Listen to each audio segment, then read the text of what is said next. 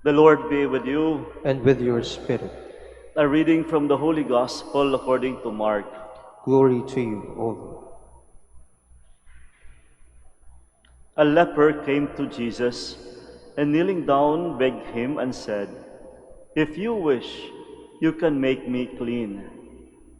Moved with pity, he stretched out his hand, touched the leper, and said to him, "I do will it. Be made clean." The leprosy left him immediately, and he was made clean.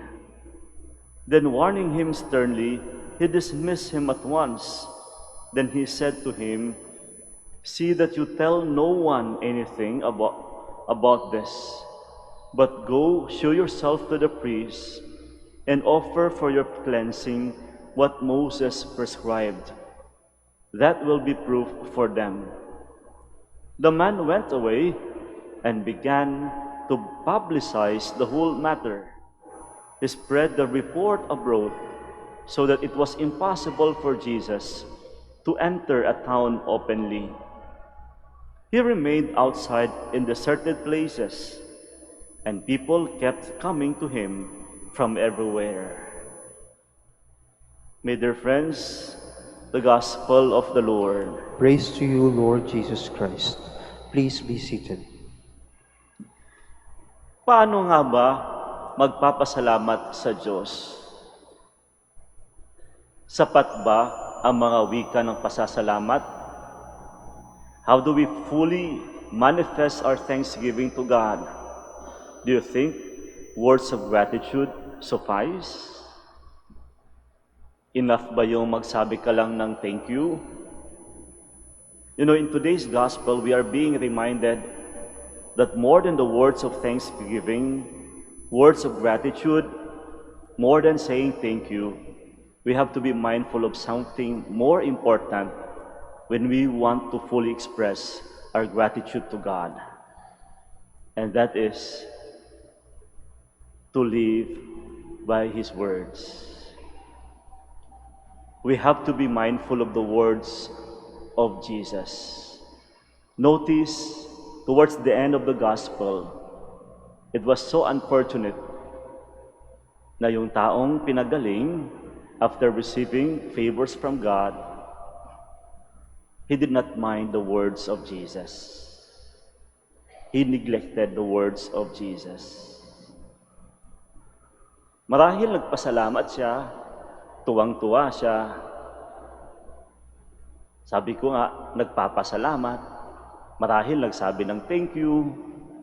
But unfortunately, as the gospel pericope tells us today, he did not mind the words of Jesus.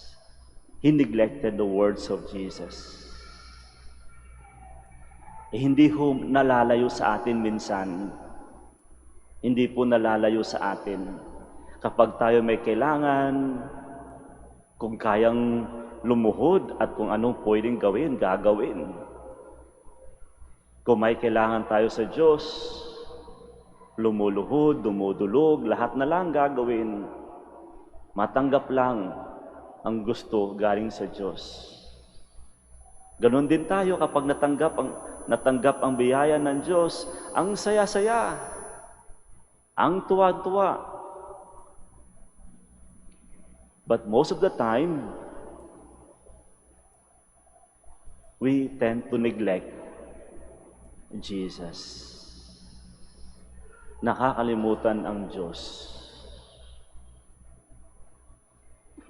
Mga kapatid, nakalipas na po yung 10 araw ng bagong taon. I know fully well that we ended up the year 2023 with full of gratitude. Nababasa ko yan. Lahat na lang ng laman ng social media.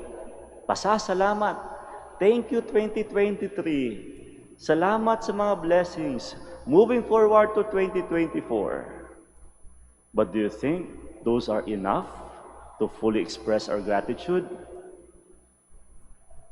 We are being reminded that there is something more, the way we would like to have it. We have to do something. The best way to manifest our gratitude is to do something better. We have to do something. Kaya sabi ko, 10 araw na po nakalipas. May nagbago na ba? May pagbabago ba? Sana po, meron. Hindi lang po yan nagtatapos sa pagsusulat, pagsasabi sa Facebook, at kung ano-ano pang pakita ng tao. Hindi po. As I have said in today's gospel, I can imagine what happened to Jesus. Yeah, I think he was so happy with what happened to the leper. But unfortunately, disappointed maybe. Akala ko okay na. Akala ko matino. Akala ko totoo. Hindi naman pala. Naku, marami na ako nakitang ganyan. Alam mo, ang galing-galing mo, ang galing-galing mo. Naku, ang ganda-ganda nito, ang galing-galing mo, ang ganda nito, ang husay-husay mo. Pero hanggang salita lamang. Kaya maging maingat tayo sa mga ganyan. Nako, nakikita ko na yan. Marami na ako nakitang ganyan. Thank you, gustong-gusto ko to. Ay nako, ito hinahanap ko, salamat talaga. Totoo ba talaga? Baka pakitang tao lang. Kaya ito yung nangyari mismo sa leper. Noong una, kitang-kita mo, damang-dama mo yung pangangailangan, lumuluhod. Panginoon, tulungan mo ako, pagalingin mo ako. I can still imagine, may kasamang luha pa yun. Noong natanggap ang biyaya ng Diyos, masyadong na-overwhelm. Instead na magpasalamat sa Diyos, kausapin ng Diyos, mas kinausap pa ang iba. Again, the story of the leper is very simple. More than anything else about gratitude, napakaganda po yung first part. It's about intending to become clean, intending to become better. Sabi ko nga po, hindi ho nalalayo sa atin lahat. Ganon din tayo nang matapos ang taon eh. We wanted to become better. I have my personal resolutions. Iwasan ko na itong mga ganitong bagay. Iwasan ko na ganito. Ganun din, even in the sacrament of confession. Same. I would like to do this one. I would like to avoid all these things. But after receiving God's favor, what happened? We might end up like this leper. Kaya the best way to fully manifest our gratitude ay yung pagsasabuhay ng salamat. Pagsasabuhay ng salamat. Tignan niyo yung mga magulang, mga nanay at tatay. Nagdidemand ba sila magsabi ka lagi o magsabi yung mga anak ng salamat? No. Ang gusto lang ng mga anak, ng mga magulang, makita nila yung mga anak nilang lumaking matino. Nagdidemand ba yung tatay na everyday dapat makatanggap siya ng Mommy, Daddy, thank you? No. Because the best way to express gratitude